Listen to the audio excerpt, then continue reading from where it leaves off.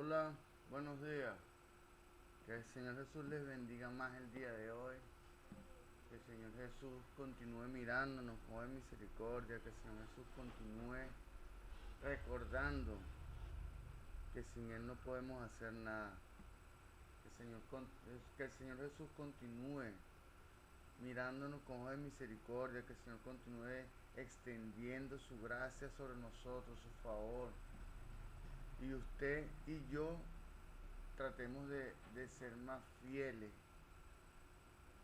y de ser más obediente a su palabra, obediente a su voluntad. Gloria a Dios. Dándole gracias a Dios por este nuevo día, dándole gracias a Dios por esta nueva oportunidad de servir como instrumento para la edificación espiritual de las almas.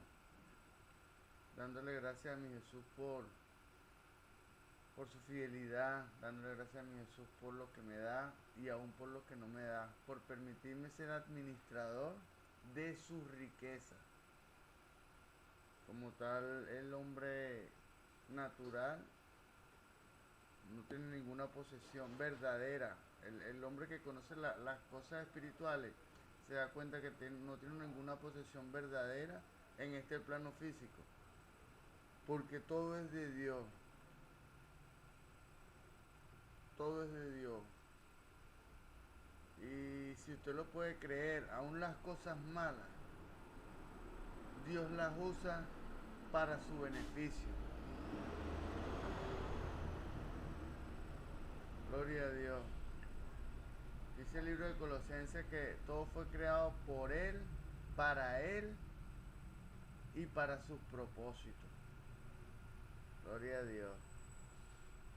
Cuando aprendemos a reconocer la autoridad de Dios sobre la creación, sobre nuestras vidas, y empezamos a vivir conforme a su voluntad, ocurren cosas maravillosas. Bueno,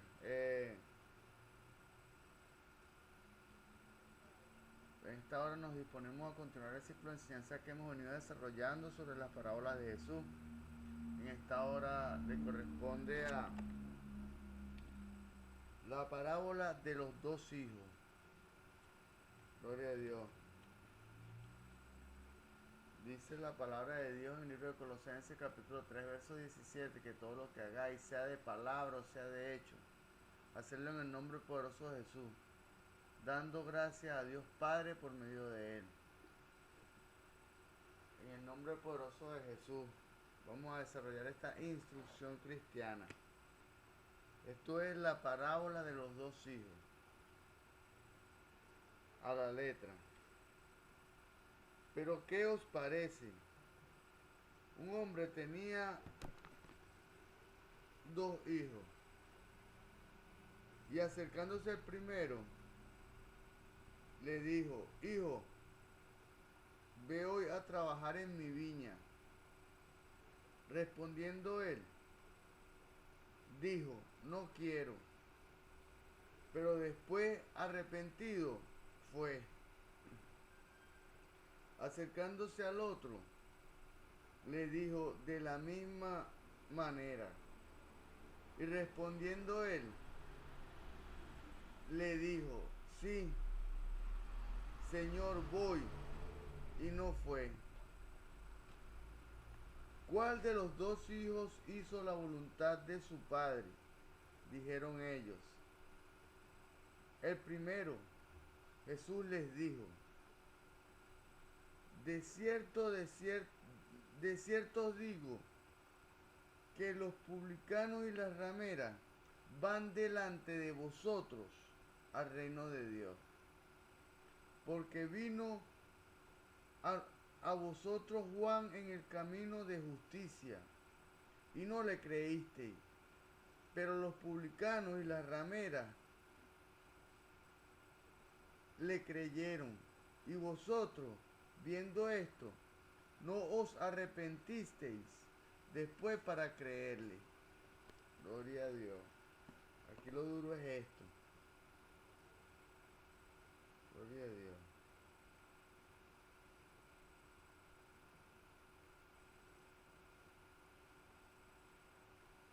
de cierto os digo que los publicanos y las rameras van delante de vosotros en el reino, al reino de Dios. Van delante de vosotros al reino de Dios. O sea, es la actitud del corazón la que aprueba a Dios. No es que si usted es evangélico, si usted es creyente, usted puede ser ultra archimega espiritual, pero si sus acciones no lo respaldan, lamentablemente, dicho por el mismo Dios, Jesús dijo, de cierto os digo que los publicanos y las rameras van delante de vosotros, le dijo un fariseo, al reino de Dios. Gloria a Dios. Bueno, vamos a leer la interpretación latinoamericana, es decir, para este tiempo y para esta tierra de latinoamericana, para este dialecto, para esta cultura. Gloria a Dios.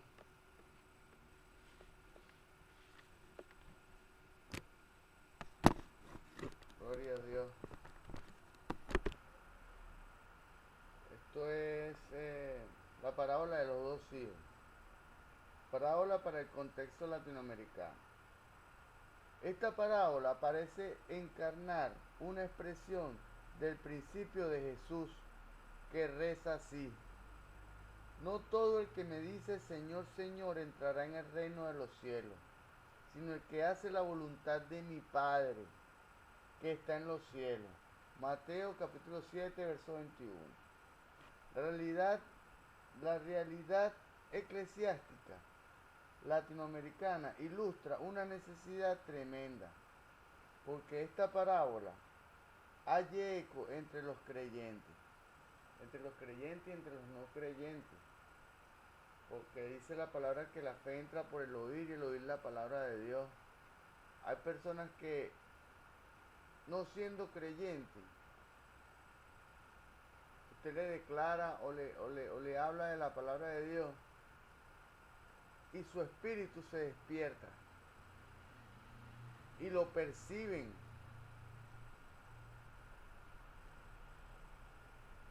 y empiezan a gustar de la fuente verdadera que es Cristo. Gloria a Dios. La fuente verdadera a nuestro corazón, a nuestras necesidades, a nuestras angustias, todas las necesidades de nuestra alma. A nivel de las iglesias locales, entre los evangélicos, es muy común que la fe cristiana se interprete de una manera muy cómoda. Al escuchar la predicación fiel del evangelio, algunas veces por espacio de años, el creyente verdadero hace una profesión pública que su fe hace una profesión pública de su fe en Cristo. Bueno, como tal, públicamente el creyente en Cristo debería confesar su fe. Gloria a Dios. Esta confesión está confirmada por su bautismo en agua. A veces este bautismo es de forma inmediata, después de su profesión pública, o sea, después de su declaración pública, pero cuando uno ya le dijo le demostró al mundo que uno es creyente de Cristo, entonces ya uno debería proceder al bautismo. A veces se realiza solo después de algún tiempo prudente de enseñanza respecto al significado de ser miembro de una iglesia. Luego, aparte de programas dominicales de enseñanza bíblica, suele haber poco adiestramiento para los miembros de la iglesia. Ahora bien, vale la pena aclarar que todas las actividades mencionadas son de suma importancia. Más bien, son imprescindibles, o sea, son necesarias. O sea, el proceso del cristiano como tal es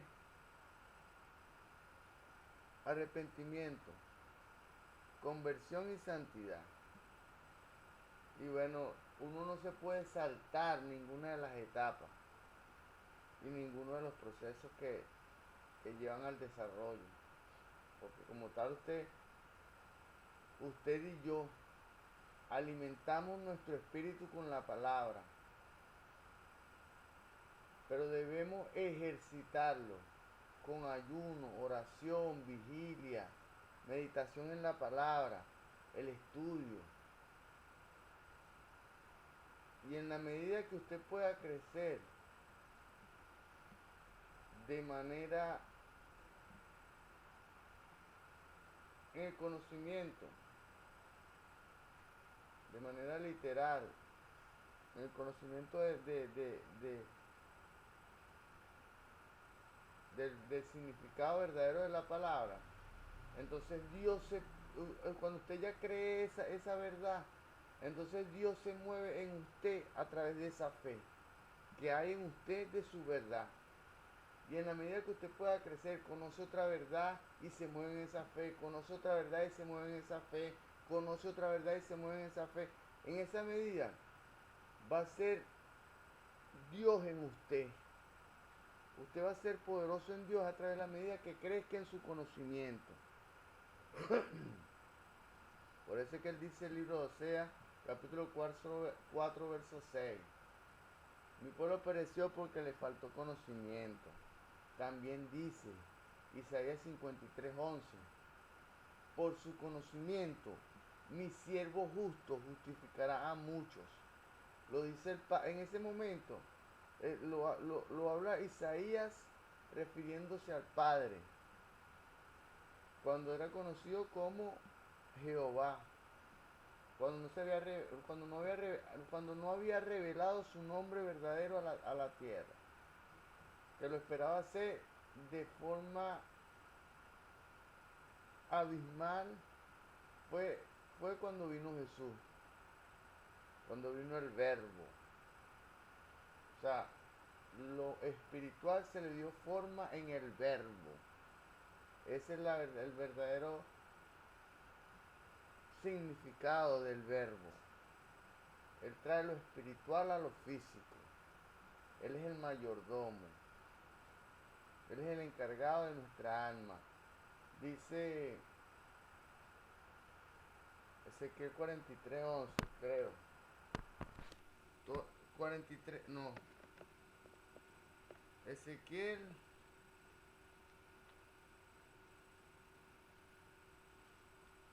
Ya,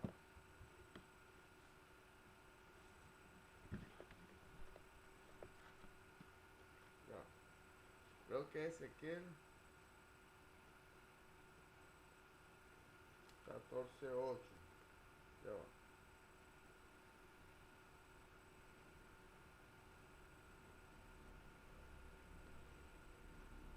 Bendito sea Dios.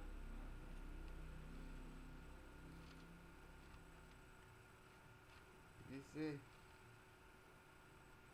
no, Ezequiel 18:4. Dice, he aquí que todas las almas son mías. Como el alma del Padre, así también el alma del Hijo. Es mía. El alma que pecare, esa morirá. Por eso es que Jesús vino del cielo a la tierra y se hizo alma para salvar el alma de todo el que creyera en él. Gloria a Dios. He aquí todas las almas son mías. Como el alma del Padre, así el alma del Hijo es mía. El alma que pecare, esa morirá. Como Dios no quiere que ninguno de nosotros moramos, dice, por eso que dice Oseas 4:6, que mi pueblo pereció porque le faltó conocimiento. Cuando usted se mueve en un conocimiento de Dios, y ese conocimiento usted lo cree, se hace parte de su corazón, hay más poder. Dios tiene más poder para moverse en usted y a través de usted. Gloria a Dios. Vamos a continuar. Perdonen, me salté. Ajá. Dice, al escuchar la predicación fiel del Evangelio, algunas veces por espacio de años, el creyente verdadero hace profesión pública de su fe en Cristo. Esta confesión está confirmada por su bautismo en agua. A veces este bautismo es de forma inmediata, después de su profesión pública, o sea, después de su declaración pública de creyente. A veces se realiza solo después de algún tiempo.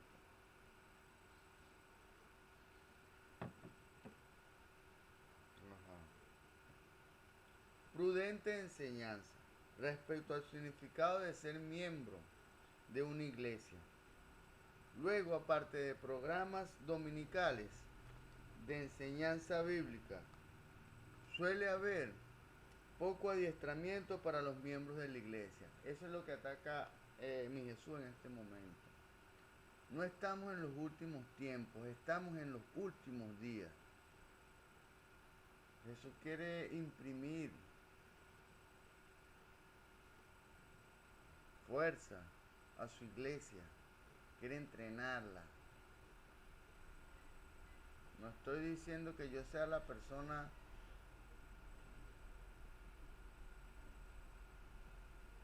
o puede ser. Dice que muchos son los llamados, pero pocos son los escogidos.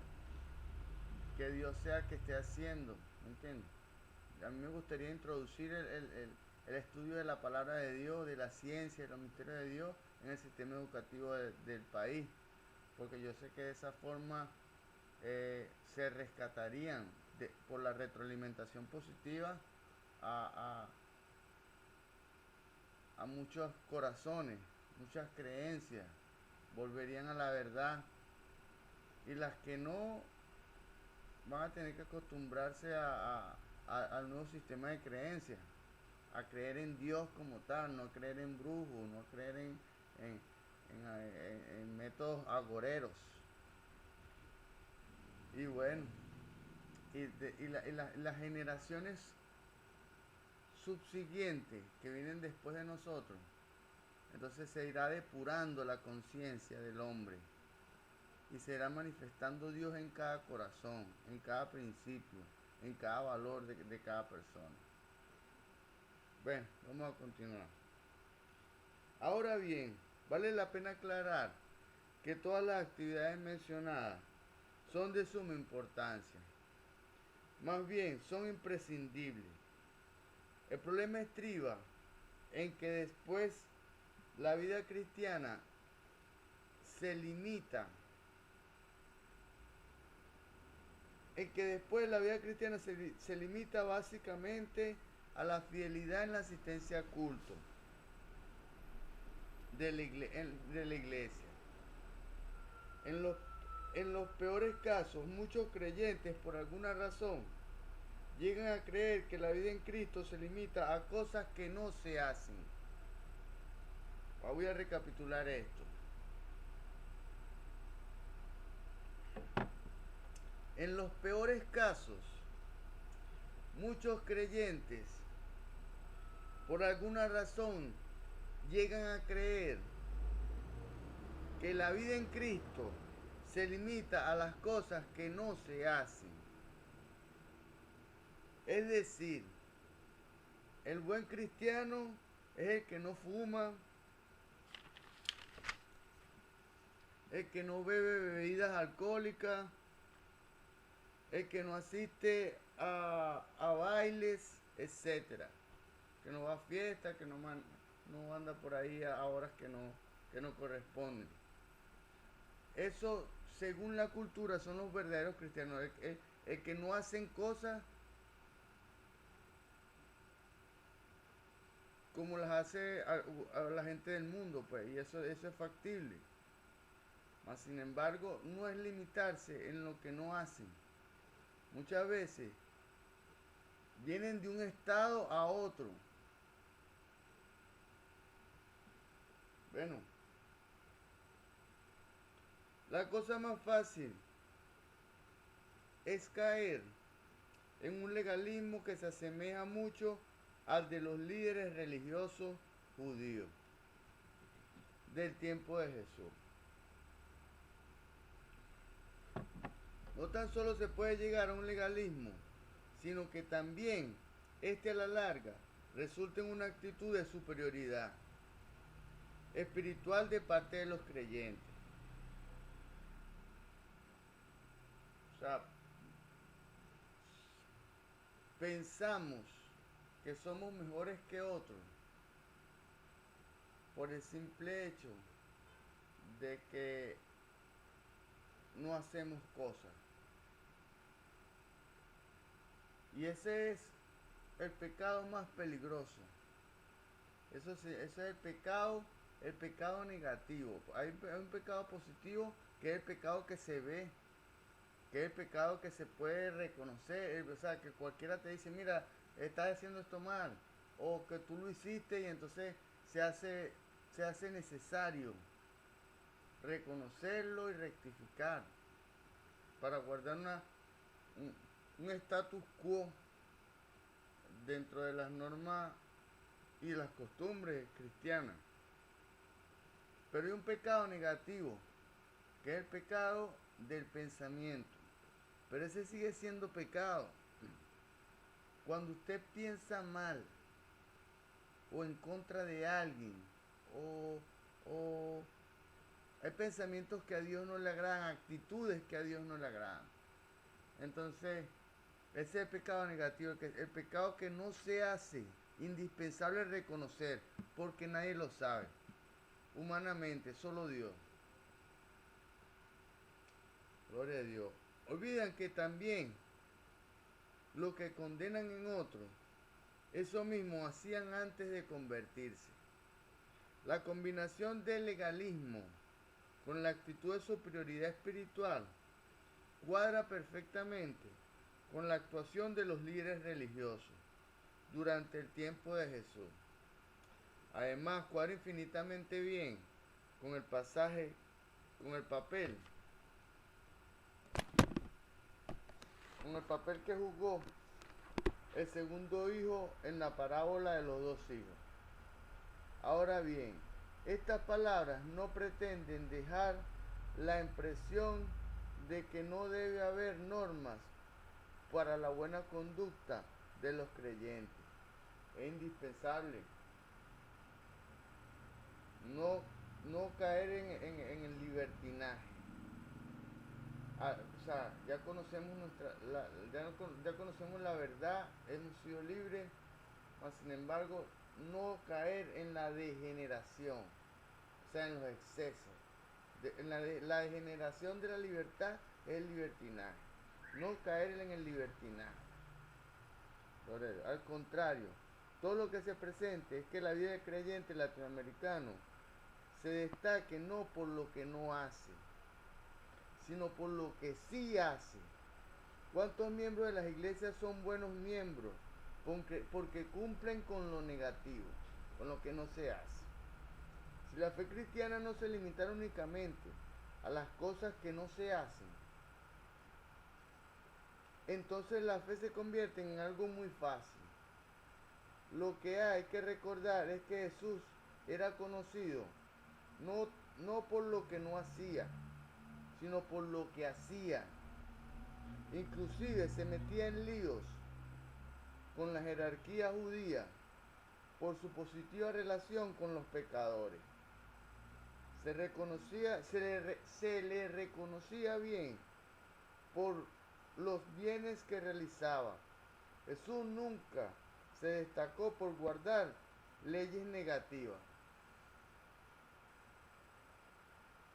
Tanto a los judíos, cuando le dio la verdadera interpretación a las normas que se guardaban para el día sábado,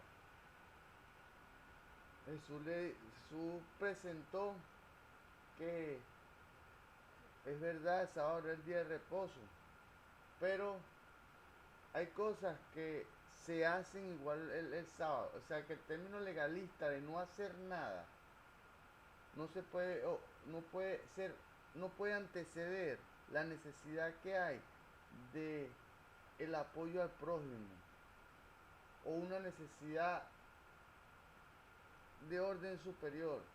Por eso es que es necesario establecer el código, un buen código de valores éticos, para saber qué va primero y qué va después.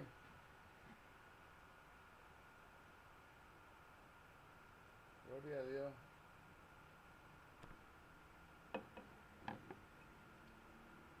Se le reconocía bien por los bienes que realizaba. Jesús nunca se destacó por guardar leyes negativas, como las del sábado, leyes culinarias judías, etcétera, sino más bien por sus obras positivas, la enseñanza, la predicación del reino, las sanidades, su relación amistosa y benéfica con los marginados. No conviene que las mismas cosas caractericen a sus seguidores, no conviene que las mismas cosas caractericen a los que creen en Él. Evidentemente que sí. Finalmente, urge que los creyentes latinoamericanos aprendan que la parábola de los dos hijos, aprendan de la parábola de los dos hijos que los verdaderos súbditos del reino son las personas que demuestran su obediencia por las obras, no por el legalismo. ¿Qué es lo que pasa? Hace días yo me encontré con una hermana de la iglesia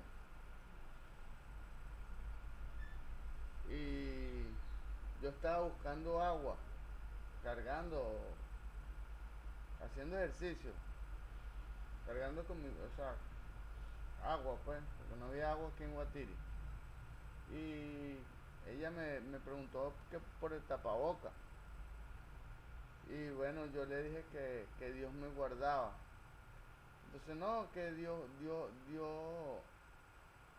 honra es la obediencia. Sí, pero dice el libro de Habacuc que el justo por su fe vivirá. Si yo camino en esa fe, nadie puede cuestionar que ese poder de Dios se mueve en mi fe. Gloria a Dios. No importa cuán sincera sea nuestra profesión, si esta no es acompañada por la obediencia, de nada sirve. A la inversa, puede haber personas del mundo cuyas vidas no eran nada envidiables, moral y éticamente, que han dicho no al Padre. Puede que su fama de inmorales se haya propagado por todas partes. Si estos individuos, no importando su infamia, se arrepienten y cambian su respuesta en sí al Padre, no debe haber cristiano alguno que los rechace por indignos. Jesús dijo que los cobardes, Jesús dijo que los cobradores de impuestos y las prostitutas entrarían al reino de Dios antes que los religiosos judíos. Jesús dijo que los cobradores de impuestos y las prostitutas entrarían al reino antes que los religiosos judíos, que dependían de su propio mérito. Los publicanos, las prostitutas, entrarían al reino de Dios delante de los buenos, precisamente porque reconocían su propio pecado y dependían de la gracia de Dios. El que aprenda esta lección habrá alcanzado un alto grado de sabiduría. Cuando usted depende de la gracia de Dios, así como yo, porque yo no merezco estar aquí y si fuese por mis méritos, es por su gracia. Y bueno, voy a terminar este ciclo de enseñanza de las parábolas y me voy a enfocar en otras cosas, de Dios, pero en otras cosas. Que el Señor les bendiga. Hasta la próxima entrega. La próxima entrega creo que será la parábola de los dos cimientos. Parábola de los dos cimientos. Hasta luego.